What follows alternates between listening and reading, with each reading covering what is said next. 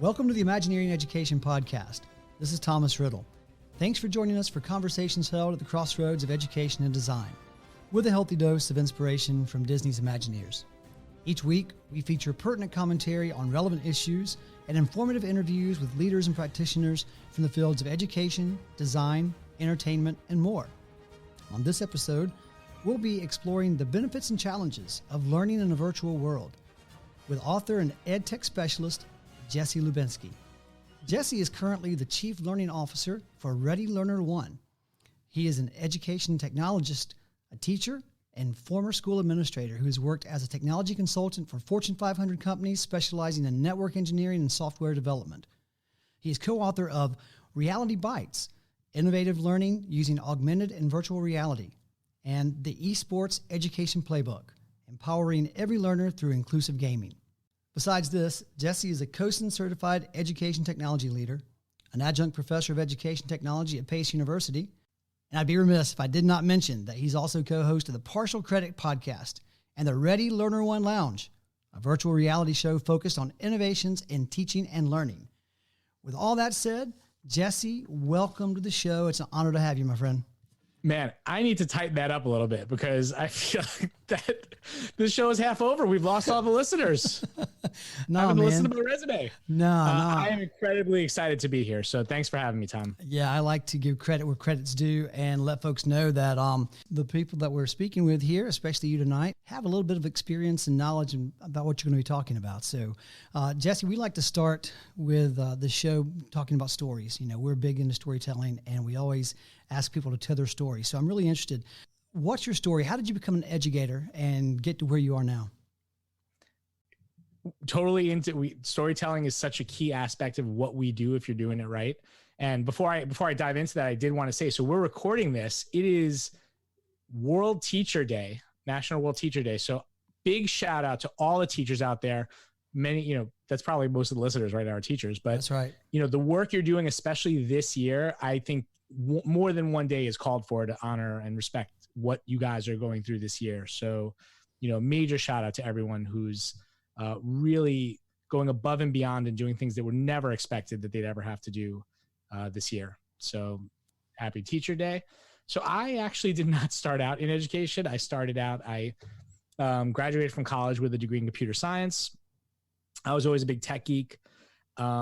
Went into consulting for Fortune 500 companies. And, before we went on the air, and apologies to everyone else who did not get the first 45 minutes of us just talking. And I feel like that could have been a whole other episode, but interestingly, we talked a little bit about our experiences on 9/11, and, right around 9/11 was when kind of my career veered off. Right after 9/11, I went into the New York City Teaching Fellows Program, which was kind of like Teach for America, but based in New York City. And I, became a math teacher in the Bronx, taught in New York City for 2 years, then went up to Westchester County, the suburbs, taught high school and middle school math and computer programming, and then transitioned over to the dark side of school administration and served as a director of technology and innovation for around a decade before coming into my current position as Chief Learning Officer of Ready Learner One, which I co-founded with a couple of other educators, Dr. Micah Shippey and Christine Lyon-Bailey. You had me at the name when we first connected, Ready Learner One. I'm a huge fan of the film, of course, Ready Player One. So there's a story there, of course, right? There is, right. What's Ready Learner One all about, and what's the story there?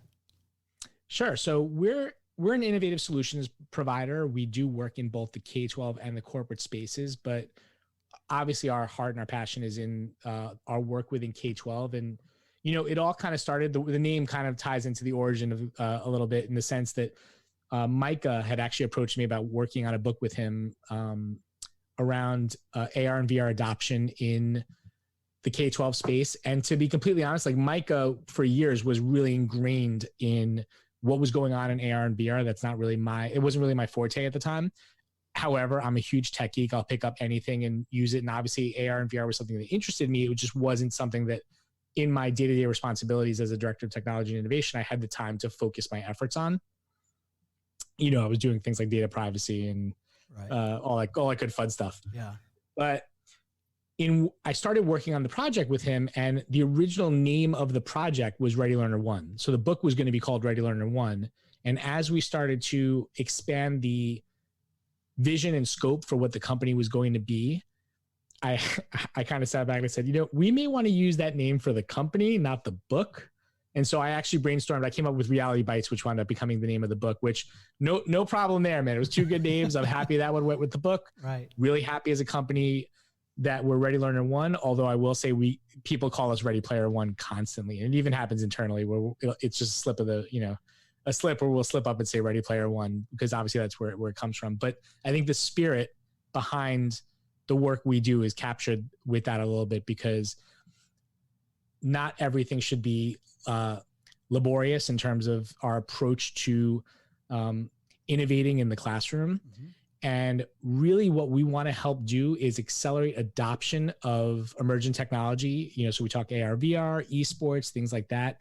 We've actually been focusing our major project right now, which we just launched as a partnership with a company called TMI Education. It's a Changemaker consortium. Mm-hmm. So we're trying to reinvent how PD is being delivered as well, especially amid like the hybrid remote learning environment. So we think there's a lot of ways to reinvent the work we're doing, reinvigorate educators while still moving the work forward of teaching and learning at not a glacial pace that we've seen over the past. Change is so hard to come by in education. Right. And every school has their early adopters and those people who are willing to dive in. But one of the things I always found so interesting as an administrator was if you surveyed staff to ask them what their technology expertise was, many of them would say, well, I'm not a techie, I don't know anything. But if you look deeper into the data, you'd see, well, no, they are technologists, they just don't realize it. Right. And that was why things like the SAMR model always appealed to me, because it created this common vocabulary that let teachers know, no, you do this every day. You just have to label it, right? Mm-hmm. And when you look at what teachers are doing now, how can any teacher say that they don't know how to use technology with what teachers are pulling off this year? It is insane. And these teachers have, whether they realize it or not, they're how do you put it? War tested in a way, right? They just dove in, and now these are teachers who've used technology to improve teaching and learning outcomes for kids.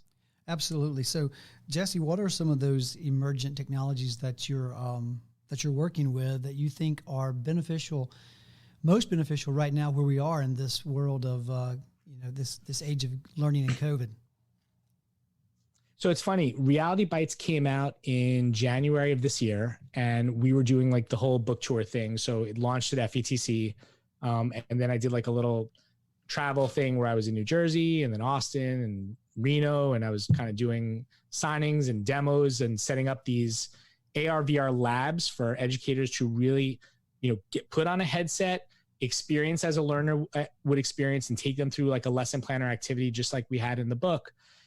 And the funny thing is, when the pandemic hit and all of a sudden we're home now, everyone's like, wow, this is the time, right? AR and VR, the time has come for that. And we were like, the last thing anybody wants to do is put on a headset. Right. No one wants to put on someone else's headset. Are you kidding me?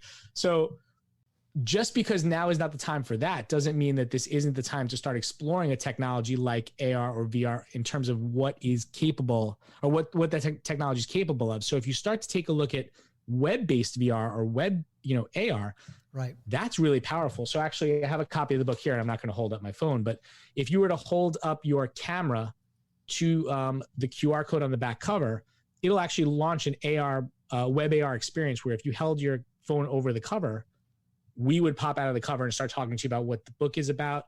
The chapters have the chapter images, all have interactive experiences that require no download on your device to be able to develop. So right now, web-based tools like Spatial, Mozilla Hubs, these are all fully immersive environments that you can create full experiences with just 1 or 2 clicks and have your students diving in and actually creating and working with other students in an immersive environment with no download needed. So the software and the hardware isn't really the obstacle at this point. It's really teacher education and making sure that the technology is being used in a meaningful way. That's great to hear, because, I completely agree with you. And it's funny, you talked about everyone was like, oh yeah, it's VR, AR time, right? So we had just ordered 15 Oculus Quests, and just right before everything happened for the Science Center where I work. And we're like, oh, these are going to be great. We've got this new immersive lab. And then it's like, oh, okay, now how are we going to do this? With 6 foot distancing and everything. But different story altogether. We will. And there's tools. I mean, there's, literally the last meeting I had before heading into lockdown was a meeting with a vendor who was selling like UV light scanners that kind of go, you put your headset in it, your Quest in it for like a minute and it's clean. Right. I don't know how it works, but okay, let's just say that's fine. That said, if you put on a headset, if you've used an Oculus Quest before and done something like Anne Frank's house or something that, you recognize the value that this technology has to change the way we think about education and what is possible for our students. To be able to put your students into something like Google Tilt Brush and have them create art in the air and then export that art and have it printed out on a 3D printer. Like, I created this with my hands in the air, and now here it is as something I can hold physically and tangibly. That is Star Trek holodeck stuff. Right. I mean, we have really moved into this arena now that is where we're making the impossible possible. Right. Now, that said, you could still do a lot of amazing stuff even with the tools you have now that don't require the headset. So, for instance, we've been doing this demo. We call it the pod code lesson. So, we did this demo for a conference in Asia a couple months ago where Micah had found a pine cone in his backyard. He scanned it in using the Clone app, so QLONE, which is just a 3D scanner on your phone. So he basically was able to take this pine cone and turn it into an AR asset. So once it was an AR asset, we were then able to bring it into a workplace where we were working and actually use and manipulate that object. So now, all of a sudden, if I'm in a remote learning environment, I have the ability to take something that's on my desk, scan it in with my phone, bring it in, and have students pass that object around in a 3-dimensional space. None of this, which requires me to get up from my seat right now and do anything. So the technology has evolved to a point now where if you could really think of it, it's just a matter of figuring out the right workflow. Oh man, I have thought of lots as an old as an old history teacher. I mean, thinking about when I first was putting on, first getting used to VR, even with AR, but especially in VR spaces like with the Quest, the ability to hold an artifact in your hand, or to go virtually into King Tut's tomb, or wherever it is, the trenches, on the Western Front in World War I. There's so many, the possibilities are limitless. But, also having worked with AR, it seems like to me, and I would love your opinion on this, do you think AR is a easier gateway for teachers who are not as familiar with AR and VR? Would you not agree that AR is good? We're on the same page here. So could you recommend for those who are interested, one, give maybe, a brief overview of exactly what augmented reality is. Sure. And then make a suggestion, if you would, about a platform or an app that is really user-friendly that teachers may be able to jump right into. So I'll give you two right off the top of my head. One, because you mentioned history, so I figured I'd share this one because this is one thing we love to demo when we present. But the Civilizations app, and the Civilization, it's an S instead of a Z. I think it's a British app. But one of the things we love to show in there is you have the ability to, and let me take a step back and just define the term AR because I think there does tend to be some confusion. So when we're talking about virtual reality, so VR, what we're talking about is a completely digitized environment. So I'm in an environment that's been completely recreated digitally. And, I always love to draw the analogy back to the old Viewmaster. Oh, you love how it's kind of like that, right? So it's kind of like that. That's an analogy we could all make. But even if you think about things like Google Street View, I still consider that to be VR. It's a completely digital recreation of an environment, even if I'm looking at it on my screen. Right. Now, AR is augmented reality. And what that means is we're taking digital content and overlaying that with the real world. So you're seeing a little bit of both. So, some movie examples I always point to, there's, if you think about Iron Man and Iron Man wearing the mask and him seeing the digital overlay of what Jarvis is showing, or Top Gun, even in planes when they have, the information for like when they're looking to targeting systems, all of that display, is right. All those HUDs, those heads up displays, those all fall under augmented reality. So people don't realize it, but augmented reality is something that people use every day. If you've used a filter in Snapchat, you've used augmented reality. Right. So, It's already something that's pervasive, but it doesn't have that jargony kind of buy-in that everyone has. But in reality, I agree that there's a more practical application for everyday use through VR and actually AR. The way we broke up the book was it's actually broken up into 6 chapters, 3 for AR, 3 for VR. We created what we call the ABC framework, the XR ABC framework, XR being extended reality, which both AR and VR are part of. So the ABC framework stands for absorb, blend, and create. So we believe that all experiences that you go through in AR and VR all fall within this scope of absorbing, blending, or creating. And very much like the SAMR model, it's not about trying to get from absorb to create. It's just about being reflective and mindful of whatever aspect you're using, because those usually tend to lead to different learning outcomes depending on whether you're creating, right? In Bloom's, that's higher up on the in the pyramid, versus when you're absorbing, which would be lower, but that still has a place. Right. So getting back to that Civilizations app, they have a bunch of different AR assets from all over the world, and they can be projected out into the room in real life scale. Right. So one of the things we love to show is the Egyptian, what's the plural of sarcophagus? Sarcophagi. That's it. Okay, so sarcophagi. So what's cool is I lay down on the floor, and one of my co-presenters will be mirroring the screen up to their phone up to the projector, and you'll see when the sarcophagus is laid out next to me, how small those are relative. Like, people think they have these huge Egyptian coffins. They're really not. They're pretty small. So what's cool is you have that ability to take these objects that you would never be able to see unless you were at a museum and put them into the room with you at an appropriate scale.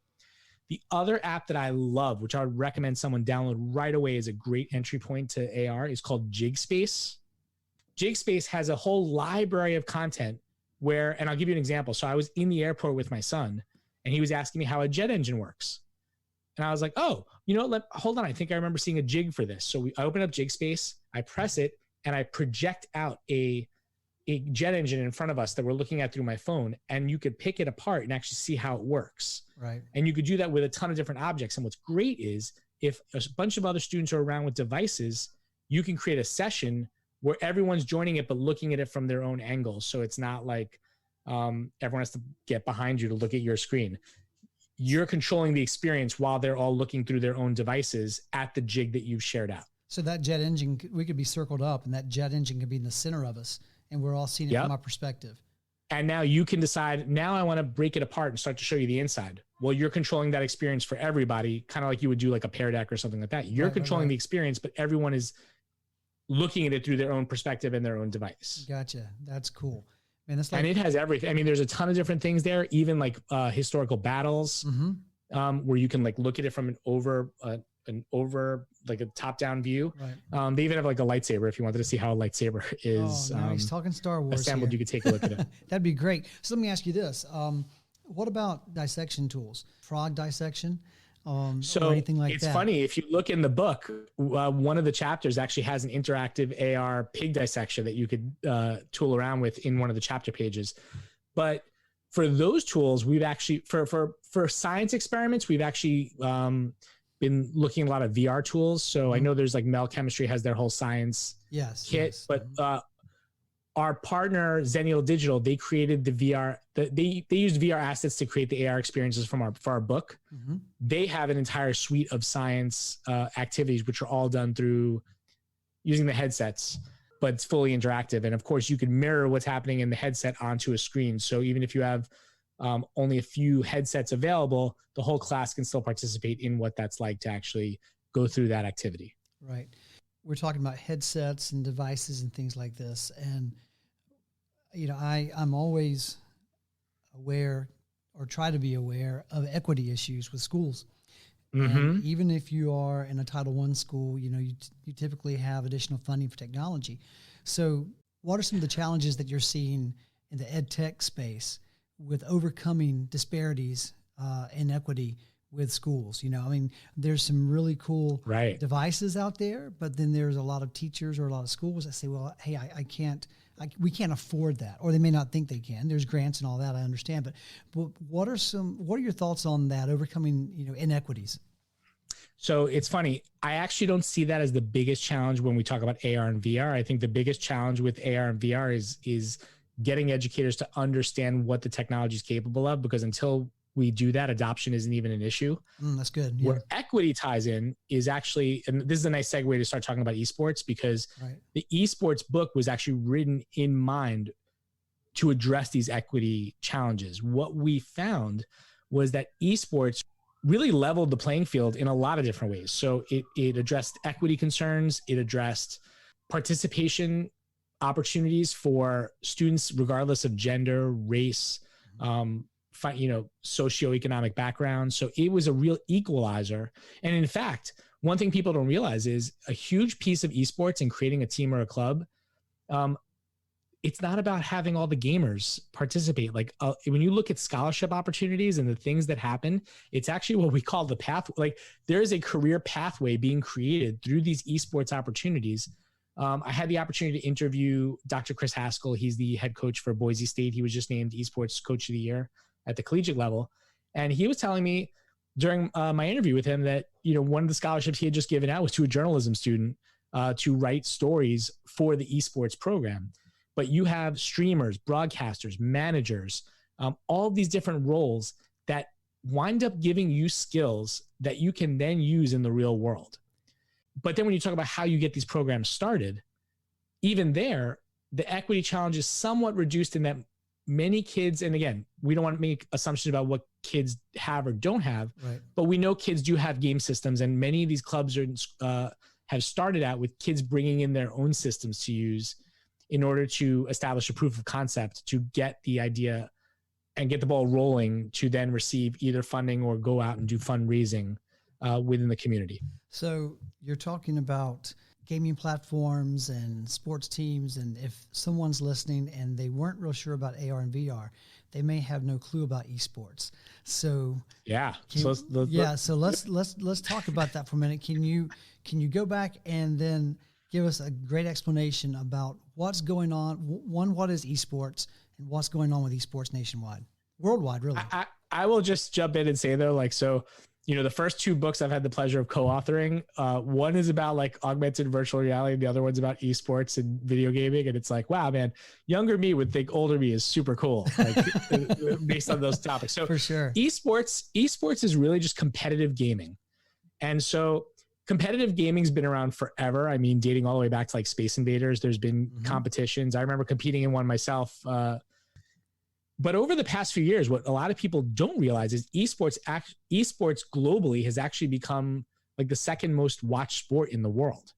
So the numbers have just skyrocketed in terms of viewership and participation, because you already know kids love games. So this is something we've always talked about as educators, is how do we meet kids where they are to tap into their interests and bring that into schools for the benefit of everyone. And really that's been happening. So the book is really broken up, besides the brief history of esports that we provide and kind of how we got where we are. We really take a look at four big pieces that we broke up into as like longer sections or chapters.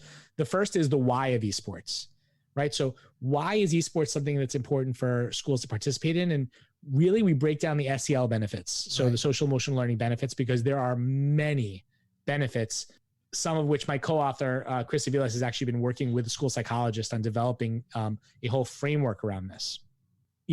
Next we dive into the, and this was the big thing coming into the book, because we're actually the first esports education book to kind of hit the mainstream market.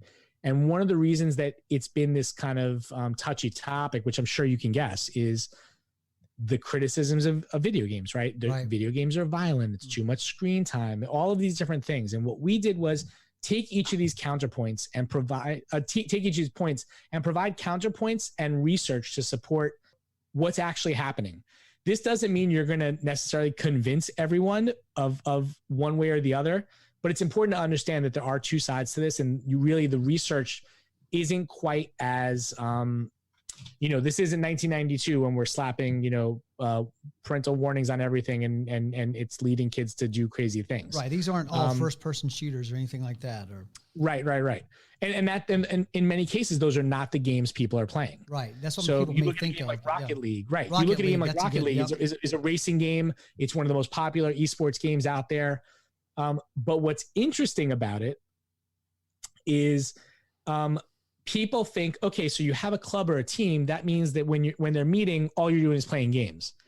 And we go through what actually team and club structures are like and how you run practices and what it's like. And in fact, how remaining fit and healthy is one of the most important parts of creating an esports team, making sure that students are taking part in healthy life practices, meaning they're maintaining a diet, they're getting enough sleep, they're not spending too much time in front of, playing games. And if they are, they're stretching, they're working out, they're keeping their body fit.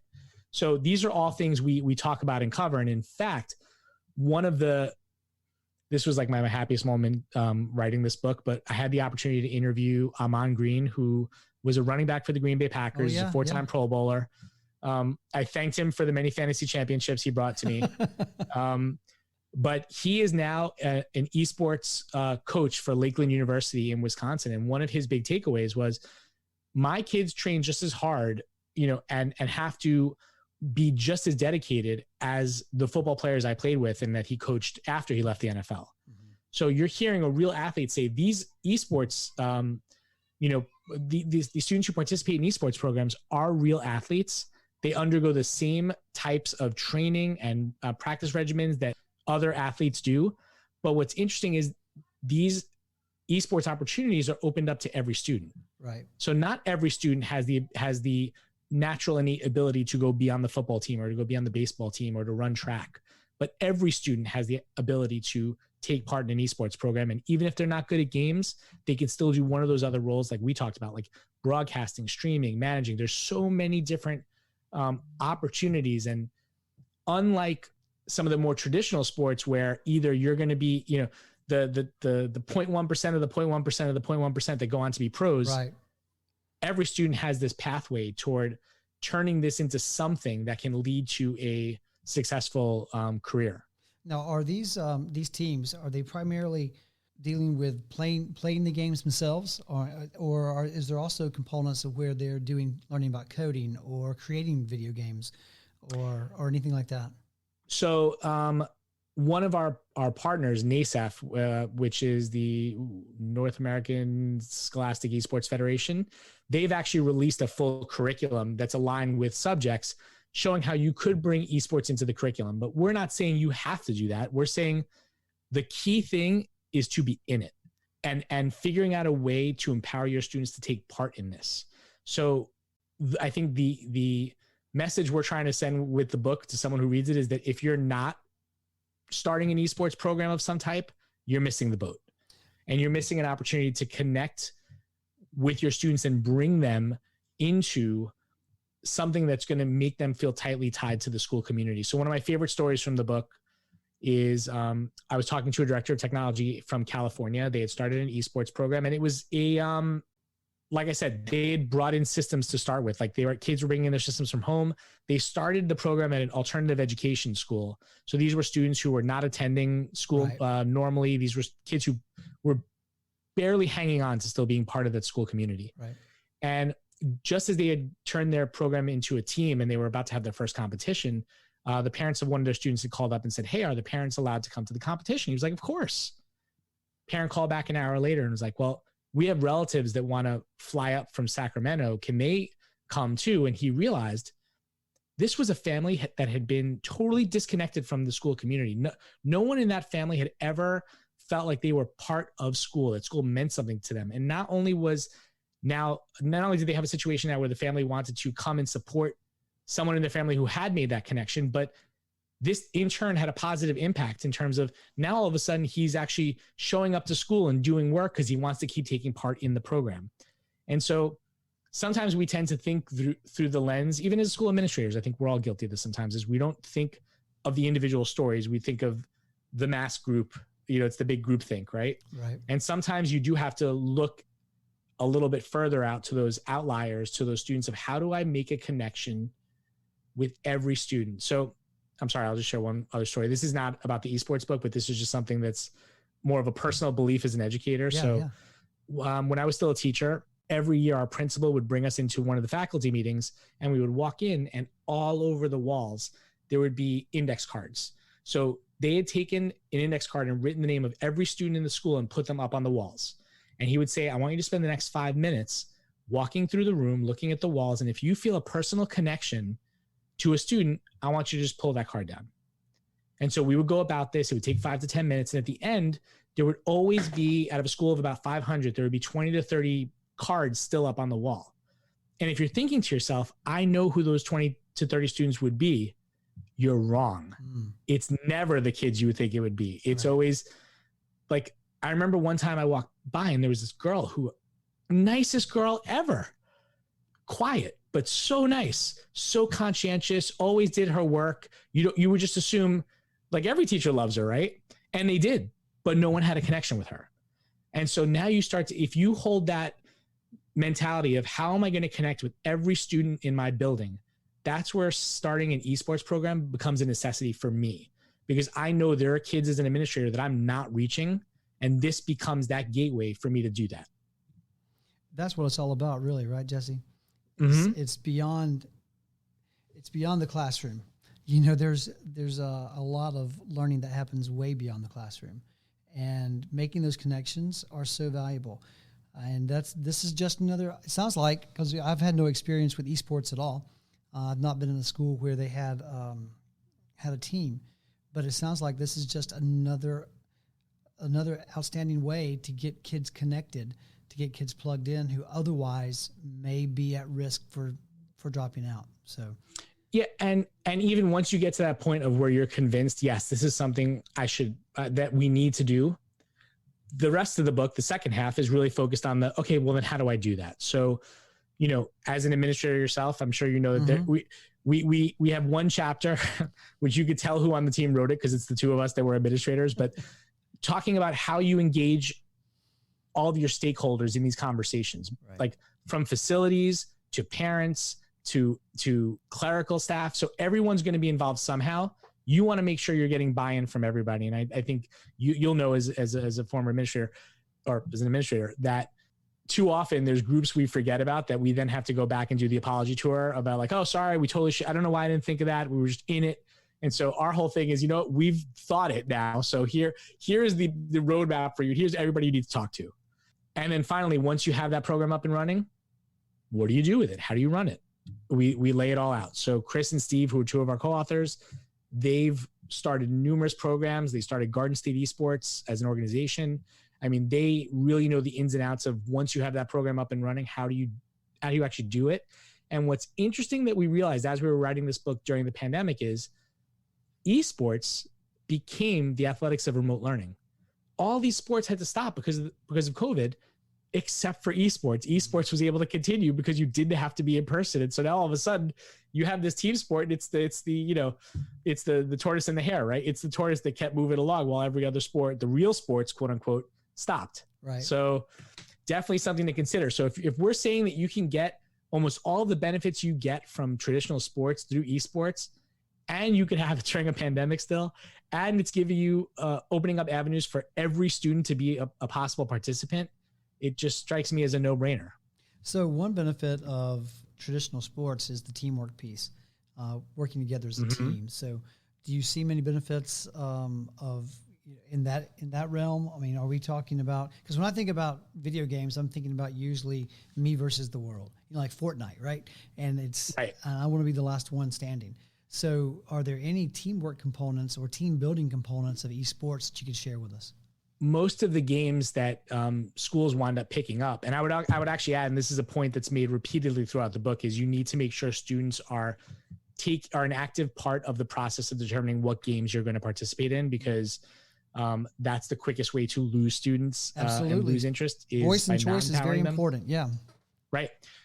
Voice, choice, and agency. That's what we always say. So what's interesting is when people are practicing, like, so what a traditional practice would look like is students are focusing on skills related to their position. So it's almost like if if I'm a guard, in basketball, I'm going to practice, my passing drills, probably spend a little more time on that than I would, with rebounding or something like that. Right. Well, it's similar in esports, depending on what position you play in relation to the team. So everything is focused on how you're going to improve the team through refining your own skills. So it's very much a teamwork centric thing. But what's interesting is, unlike many traditional sports, and I think this is the key thing for educators to take away from this, you might say, this all sounds awesome, but I have not played a video game in my entire life and I have no idea what I'm going to do. Guess what? You don't have to.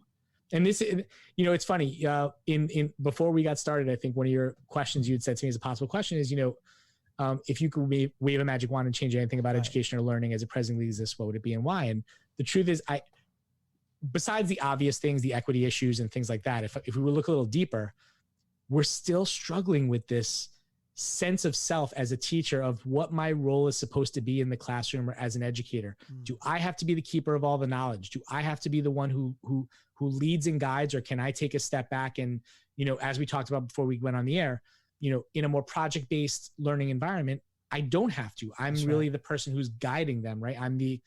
I'm stage 4 in the hero's journey, right? I'm the mentor that they meet along the way before, facing the big test. So I would say the same is true with an esports club. Is you need to be there as an adult facilitator. But what you're going to find is, in terms of the teamwork, many of the kids will step up and take the lead who have experience in the game. And believe me, they are holding their teammates accountable, and not in a, I'm going to bully you if you miss the shot or something like that. It's really about, how do we develop teamwork? And that's the only way we're going to be successful. And students take the lead. And what's interesting is, I actually talked to a bunch of freshmen during the interview process for the book, freshmen in college, who were now coaching high school teams, and they were only in high school the year before, but they were now basically passing on the best practices around coaching. And some of the best conversations I had around actual coaching strategy were coming from kids who were just on a team a year ago. So they wind up taking the lead role. You don't have to have any gaming experience to start a club. And that also opens up a lot of opportunities for peer mentoring as well, which is fantastic and very valuable, very valuable. Absolutely. So you've talked a lot about your book, the esports book coming out. Is it out already, or is it coming out soon? It is coming out next month, November 2020. We don't have an exact book birthday yet, but we know it's coming out next month. We're super excited. I already mentioned to you before we got on the air, already working on the next book, but can't talk about that yet. Top secret stuff. Yep. But we're excited about that one too. Hey, Jesse, when this book comes out, where will be the best place for teachers or anyone to be able to get this? Well, right now you can actually sign up to an email. I'll just fill out a form and we'll send you emails with updates as the book approaches, because we're planning on having a bunch of giveaways and promotions. The link for that is bit.ly/esports playbook info. And that'll take you to a form. Just put your name and email address in, and we'll be sending you information. Reality Bites is already available. That's on, you can get that anywhere on Amazon. Now, I have to tell you, and this is like a little secret for your listeners, I don't know what happened, but the last few weeks on Amazon, it's been available for $2.96. The print version, meaning the one with all the AR experiences, is $2.96. We have no idea why. I'll be honest, I've been buying copies. So until the price goes back up, I think this is my theory. My theory is, because we sold a ton in pre-sale as we were doing the whole book tour and everything else, they probably ordered a bunch to hold in stock. And now this is the kind of book that it does well when I'm able to kind of show it and demo it. And right now, like, expanding the repertoire of what I could do with AR and VR is not what most teachers are thinking. They need the survival guide to remote hybrid teaching. Amen. So for whatever reason, they're trying to clear stock. If you want to spend the best $2.96 you will spend, you should go to Amazon and order Reality Bites. That is available now. I paid $20 for it when it first came out. It's crazy. So eSports Playbook will be out next month. We're super excited. And again, I think this ties in so beautifully with the whole idea of, Imagineering education, the whole focus of your podcast. And I'll be honest. So my first time going to Disney World I was 27 years old. I was married, did not have kids yet. Yep. My wife was like, we should go to Disney World. And I'm like, why would I do that? I'm an adult. Disney World is for little kids. This seems like a total waste of money to go there. And I left, I came back, I immediately ordered every DVD and book I could find on Imagineering, trying to, I think as an adult, when you go there, you're trying to dissect every ride and understand how every nuance of it works. And I'll be honest, there's one ride I still cannot figure out. And I look this stuff up on forums. So do you know the Monsters Inc. comedy show? Yes. Okay, good. How do they get it? So I imagine it could be that he's wearing an animatron. Someone's in the back wearing sensors so that it's measuring facial ticks and just converting voiceover so the person's actually acting out stand-up like he normally would. Right. Is that what it is? That's the closest I've ever been able to come to figuring that out too, Jesse. Is that that's the one that I just walk every time. I'm like, I have to go there, and not because it's the coolest thing, but I'm just like, I have not cracked the code fully yet on that one. And that's the one, it's the same as the Crushes. Crush. Yeah, I was about to say Turtle Talk with Crush. Yeah, it's the same thing. And I'm just always so like, how do they nail the animation to go along with it's just so good. But what that shows right there, what you're talking about, is what Disney has always done an amazing job at, is using technology and really trying to stay ahead of the curve with technology for the purpose of storytelling.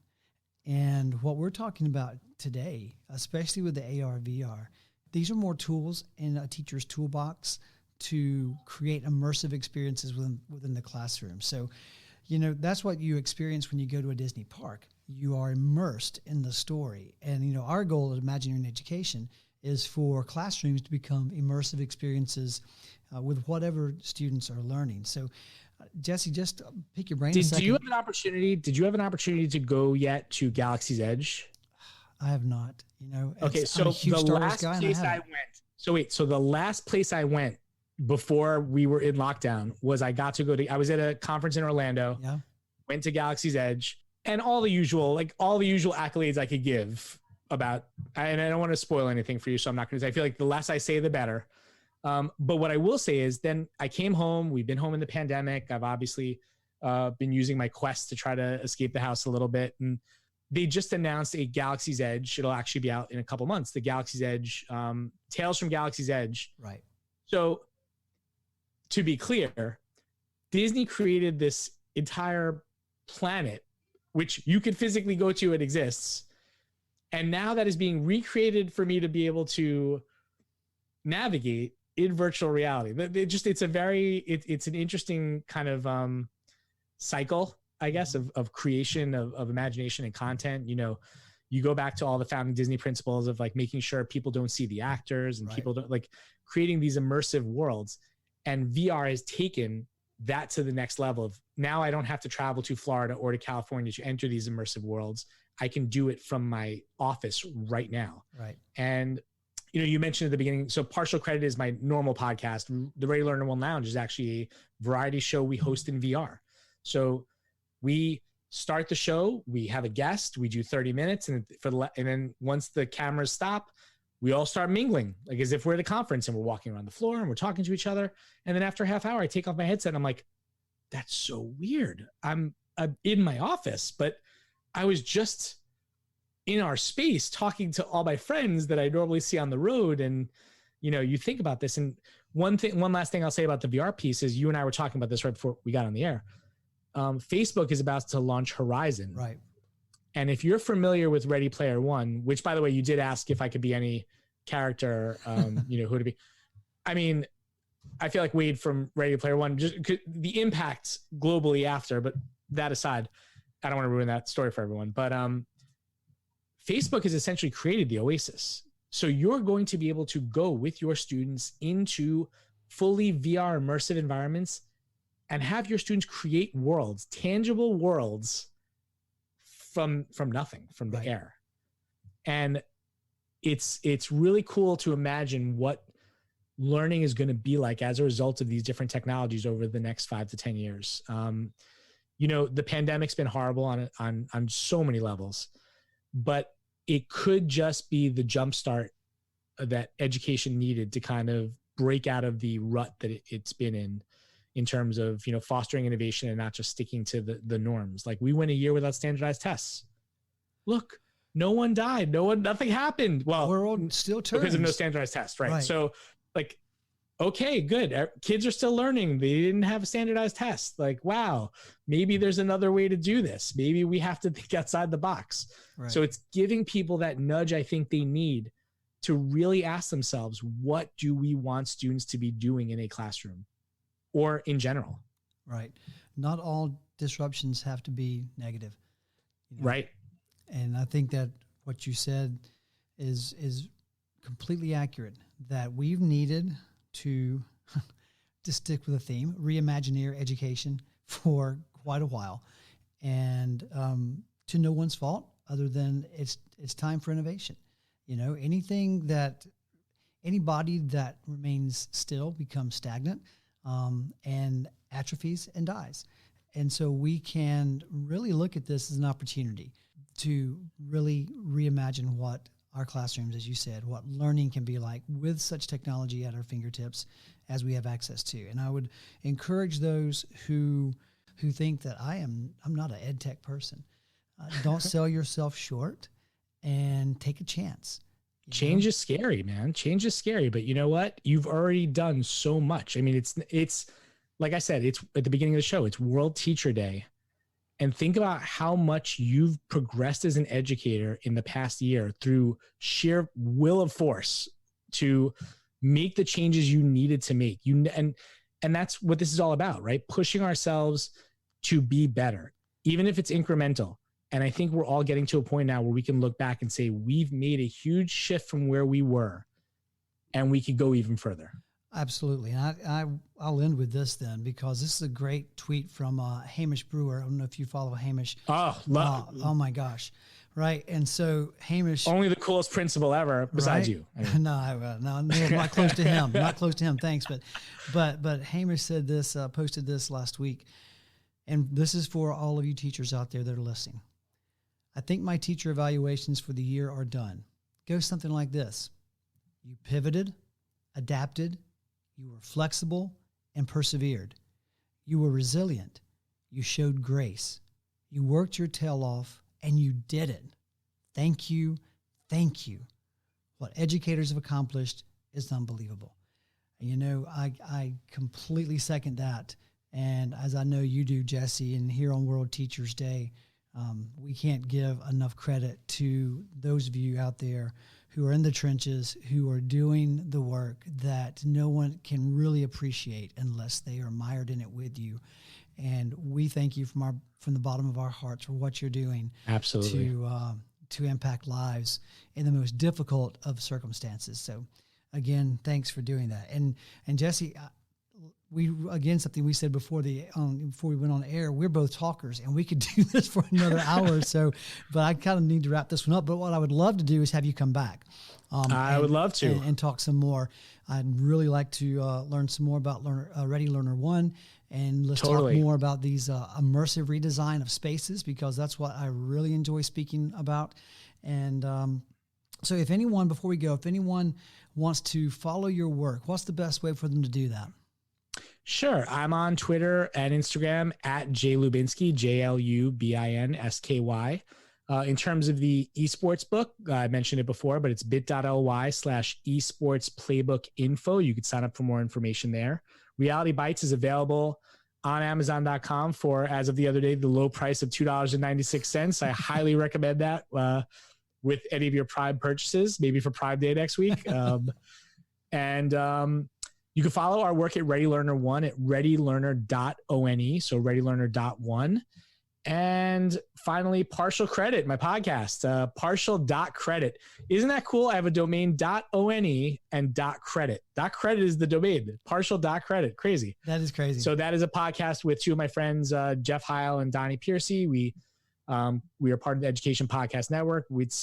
It's fun. We talk about education topics, but usually integrate some pop culture, some shenanigans, a lot of fun. Oh. So, and then Tom, thank you so much for having me. This was a really great conversation, including the 45 minutes before we started recording. Well, it's been a long run. It has. And Jesse, I appreciate you reaching out to me, and I look forward to following your work as we move forward. So thanks again for being on the show. Thanks so much.